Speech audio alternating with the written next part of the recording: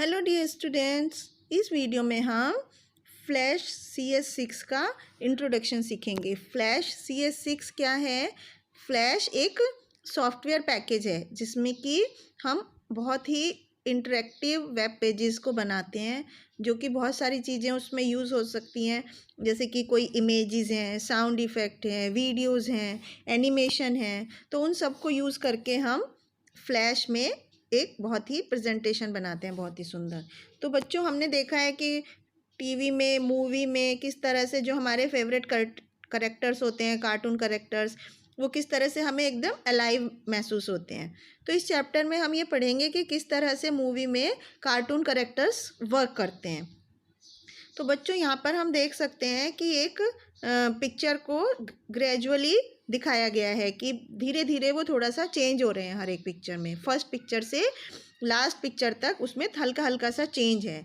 और जब हम इसको एक के बाद एक बहुत ही फास्ट स्पीड में देखते हैं तो ये हमें मूविंग दिखाई देते हैं, कि हमें ऐसा लगता है कि जैसे ये चल रहे हों। तो इस टेक्निक को यूज़ करके कार्टून बनाए जाते हैं, जिसको और हम उसको क्या बोलते हैं? एनिमेशन। तो एनिमेशन क्या है? एनिमेशन एक बहुत ही फास्ट डिस्प्ले है किसी पिक्चर्स की सीरीज़ का, to create appearance of movement. मतलब कि एनिमेशन में क्या होता है, किसी भी पिक्चर्स के सीरीज़ को हम इतना फास्ट मूव करते हैं कि वो हमें मूवमेंट प्रतीत होता है, कि ऐसा लगता है कि वो पिक्चर मूव कर रही है, भाग रही है या चल रही है। तो बच्चों, हमने फ्लैश विंडो के पार्ट के बारे में सीखेंगे अब इस चैप्टर में, जो कौन कौन से होते हैं: stage, tool panels, property inspector panel. तो एनिमेशन बनाने के लिए हमें क्या क्या चीज़ सीखनी पड़ेंगी? टाइमलाइन, फ्रेम्स, की फ्रेम्स और लेयर्स। तो अब हम इनके टर्म्स के बारे में इसमें समझेंगे। तो टाइमलाइन क्या होता है? बाय डिफ़ॉल्ट टाइमलाइन हमारे स्टेज के नीचे दिखाई देता है। तो टाइमलाइन हमारे जो एनिमेशन के ऑब्जेक्ट्स हैं उनके अपीयरेंस के टाइम को कंट्रोल करता है, कि वो कितने समय बाद दिखाई देंगे। तो टाइमलाइन किस चीज़ से बना होता है? टाइमलाइन फ्रेम्स की सीरीज़ से बना होता है। Consist of series of frames. Frames क्या होते हैं? ये एनिमेशन के सारे ऑब्जेक्ट्स को कैरी करते हैं। फ्रेम एक टाइम का मेज़र है। टाइमलाइन पर टाइम के मेज़र को फ्रेम बोलते हैं। अब फ्रेम के बारे में हम पढ़ते हैं। फ्रेम क्या होता है?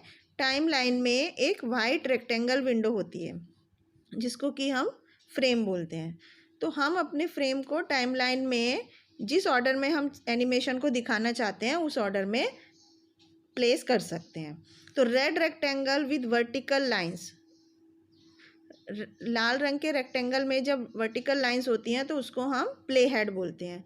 और प्ले हेड क्या इंडिकेट करता है? प्ले हेड स्टेज पर हमारे करंट फ्रेम को दिखाता है, कि हमारा जो करंट फ्रेम है वो कौन सा है। अब हम की फ्रेम के बारे में पढ़ते हैं। की फ्रेम क्या है? की फ्रेम एक हमारी बहुत ही ज़रूरी चीज़ है एनिमेशन की। की फ्रेम में हमें क्या बताता है कि हमारा कंटेंट में जो चेंज हो रहा है, स्टेज के कंटेंट में जो चेंज हो रहा है, वो हमें की फ्रेम से पता चलता है। तो चेंज वो किसी भी रिस्पेक्ट में हो सकता है। ऑब्जेक्ट की पोजीशन में चेंज हो सकता है, या ऑडियो फाइल के शुरुआत में और भेजने में उसके चेंज हो सकता है।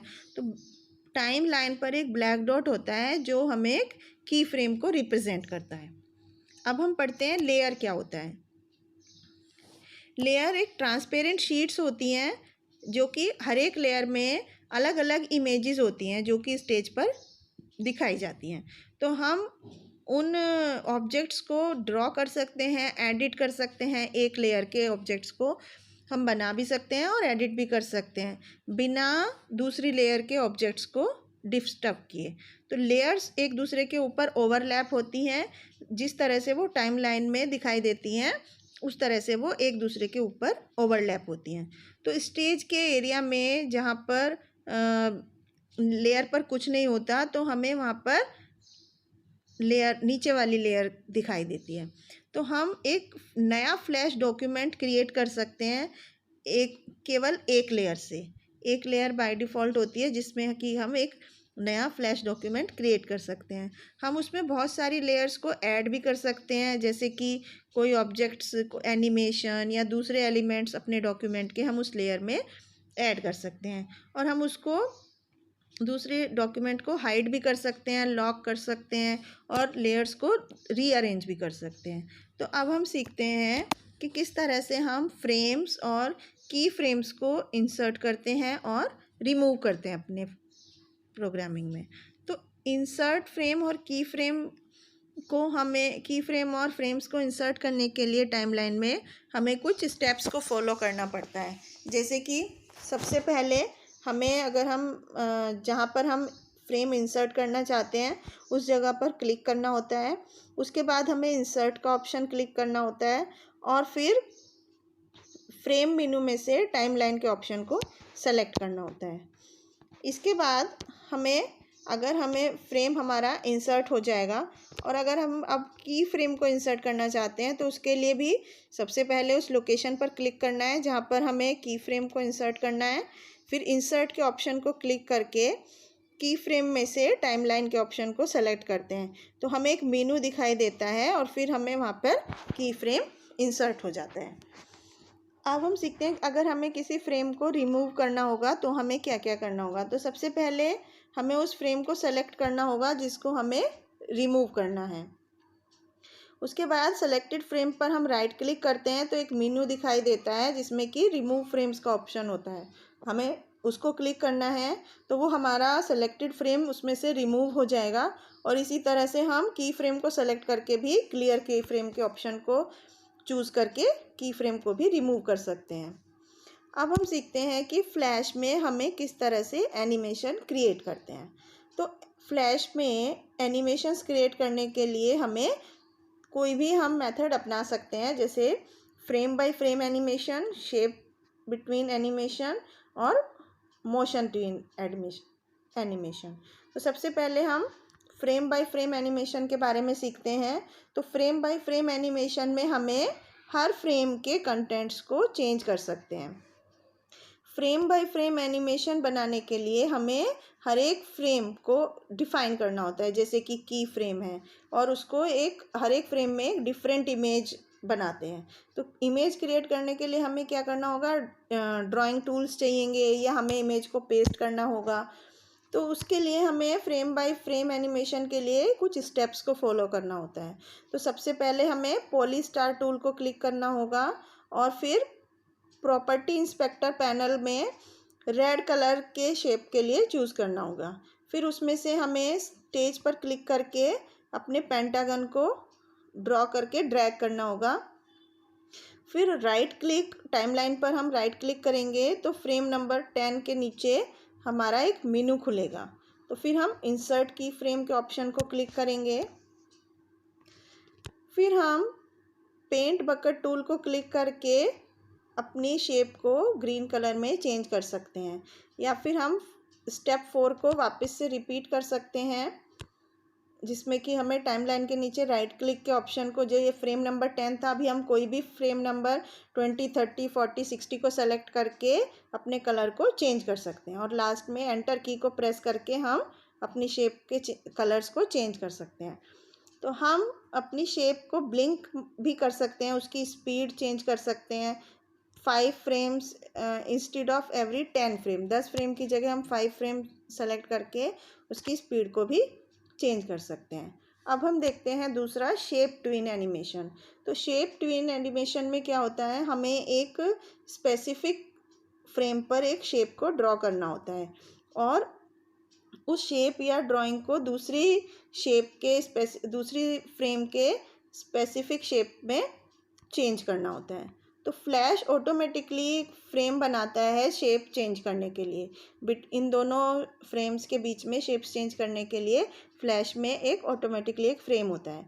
तो एनिमेशन कैसे एक शेप को चेंज करता है दूसरी शेप में, तो उसके लिए हमें एक shape of circle to a star, अब हम किसी सर्कल को स्टार की शेप में चेंज करके शेप ट्विन एनिमेशन से देखते हैं।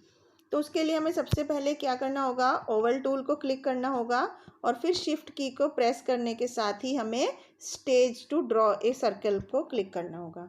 फिर हम फ्रेम 50 को क्लिक करेंगे और F6 को प्रेस करके की फ्रेम इंसर्ट करेंगे।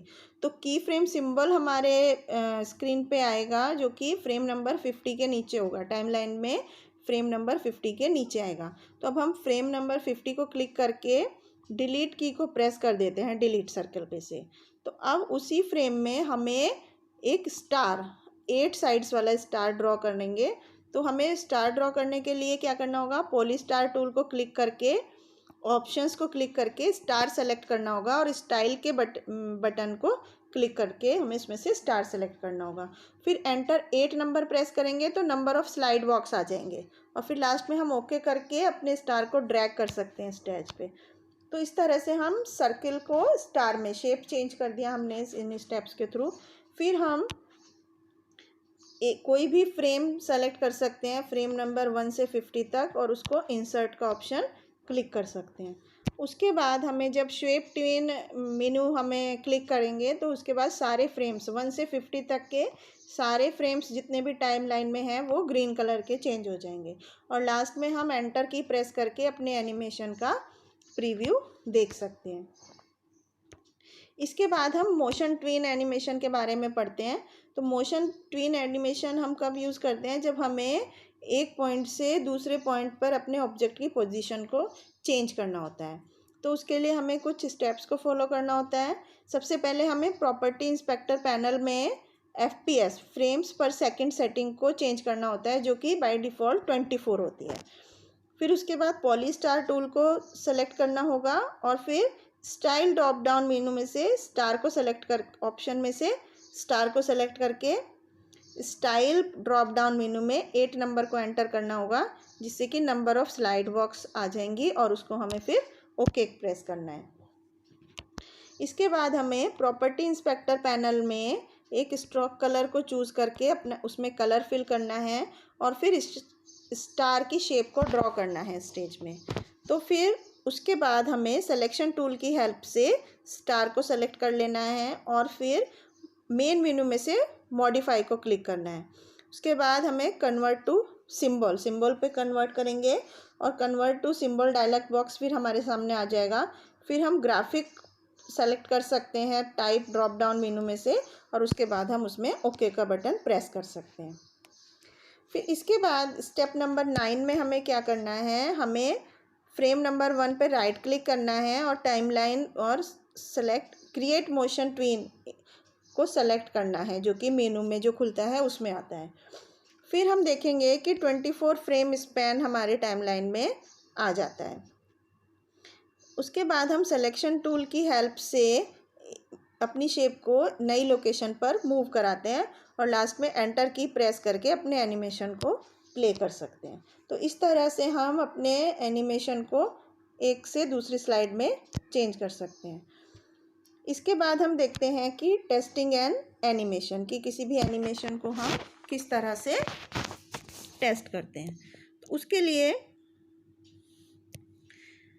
हमें किसी भी testing and animation for a movie, किसी मूवी का एनिमेशन टेस्ट करना इम्पॉर्टेंट होता है, क्योंकि एनिमेशन दूसरे वीडियो प्लेयर्स में भी प्ले हो सके जिससे। तो एनिमेशन को टेस्ट करने के लिए हमें कुछ स्टेप्स को फॉलो करना होगा। सबसे पहले हमें फ्लैश में अपने एनिमेशन जो सेव हैं उनको ओपन करना होगा। उसके बाद कंट्रोल मेनू को क्लिक करके टेस्ट मूवी के ऑप्शन को पॉइंट करना होगा। उसके बाद हमारा एक सब मेनू खुलता है, उसमें से हमें टेस्ट पर क्लिक करना होगा। तो एक सेपरेट विंडो खुलेगी जहाँ पर हमारे एनिमेशन चलते हैं। इसके बाद नेक्स्ट हमें saving an animation as a movie, हमें किस एनिमेशन को मूवी की तरह किस तरह सेव करना है उसके बारे में हम समझेंगे। तो हम टेस्टिंग करने के बाद एनिमेशन की उसको हम एक मूवी फाइल के जैसे सेव कर सकते हैं। तो एक मूवी बनाने के लिए अपने एनिमेशन की हमें कुछ स्टेप्स को फॉलो करना होता है। जैसे सबसे पहले हमें फाइल मेनू को क्लिक करना होगा। उसके बाद पब्लिश सेटिंग डायलॉग बॉक्स में से पब्लिश सेटिंग को क्लिक करके हमें अपनी फ़ाइल का नाम लिखना होगा टेक्स्ट बॉक्स में आउटपुट फाइल में। और फिर अंडर पब्लिश को हमें check the flash .swf option को हमें क्लिक करना होगा और उसके बाद ओके करके हम अपनी सेटिंग्स को सेव कर सकते हैं। तो बच्चों ये हमने इस चैप्टर में पढ़ा कि सबसे पहले फ्लैश क्या होता है। फ्लैश हमें एनिमेशन बनाने के लिए यूज़ किया जाता है। और दूसरा, टाइमलाइन एक ऐसी विंडो है जिसमें बहुत सारे फ्रेम्स की एक सीरीज़ होती है और फ्रेम्स को हमारे एनिमेशन के सारे ऑब्जेक्ट्स को कैरी करता है। और प्ले हेड क्या इंडिकेट करता है, ये हमारे स्टेज पर करंट फ्रेम को इंडिकेट करता है। की फ्रेम हमारे स्टेज पर जो भी कंटेंट्स में चेंज हो रहा है उसको इंडिकेट करता है। लेयर्स क्या होती हैं, लेयर्स एक तरह से सेपरेट ट्रांसपेरेंट शीट होती हैं जिसमें हर एक लेयर में अलग अलग इमेजेस होती हैं जो कि स्टेज पर दिखाई जाती हैं। न्यू फ्लैश डॉक्यूमेंट में क्या क्या चीज़ें होती हैं कि सिर्फ एक लेयर होती है बाय डिफ़ॉल्ट, हम उसमें अपनी पसंद से और लेयर्स को ऐड कर सकते हैं। इसके बाद 3 तरीके होते हैं किसी एनिमेशन फ्लैश में एनिमेशन को देखने के लिए, जैसे frame by frame, shape twin animation और मोशन ट्विन एनिमेशन। तो इस तरह से हमने देखा बच्चों कि किस तरह से हम फ्लैश में एनिमेटेड मूवीज़ बना सकते हैं और किस तरह से वो वर्क करती हैं। तो आई होप आपको समझ में आया होगा इस चैप्टर में कि किस तरह से फ्लैश में हम एनिमेशन फीचर्स को यूज़ करके नए नए क्रिएटिव मूवीज़ को बना सकते हैं, कार्टून कैरेक्टर्स को बना सकते हैं, गेम्स बना सकते हैं। तो ये था बच्चों इस चैप्टर के बारे में। Thank you.